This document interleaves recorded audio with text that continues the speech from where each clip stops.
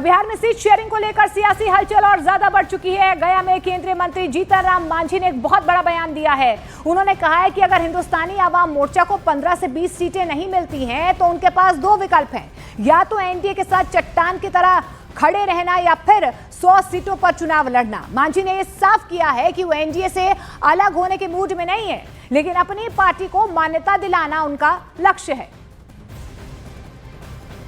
हम 100 सीट पर लड़े, हर सीट पर 10,000, 5,000, 20,000 वोट ला के 6% वोट हम ले आवे, तब मान्यता प्राप्त हो सकती है।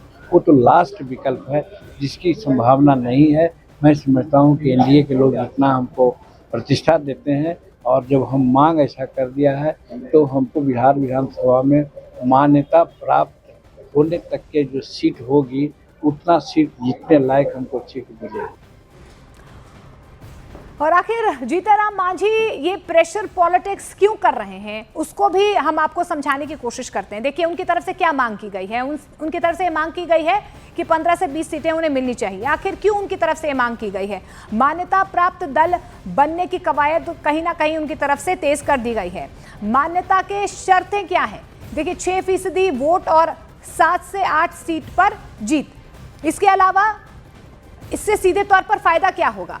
पार्टी का चुनाव चिन्ह स्थायी होगा और यही वजह है कि जीतनराम मांझी की तरफ से ये अब मांग रखी गई है।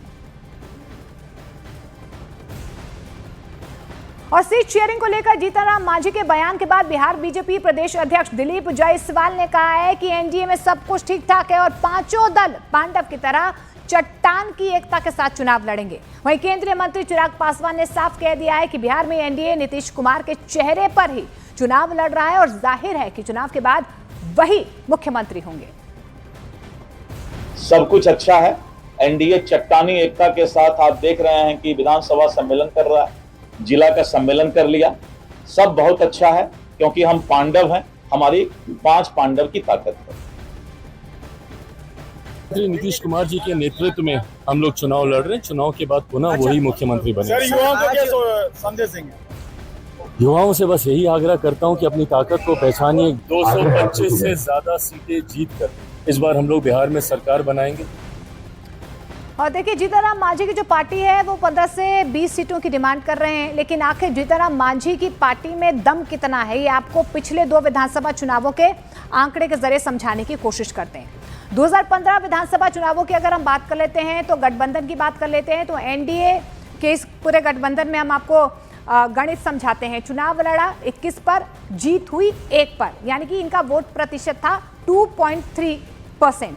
2020 विधानसभा चुनावों की बात कर लेते हैं, एनडीए के गठबंधन की बात कर लेते हैं। इन्होंने 7 सीटों पर चुनाव लड़ा, 4 पर जीत हासिल की और वोट प्रतिशत इनका रहा 0.89%।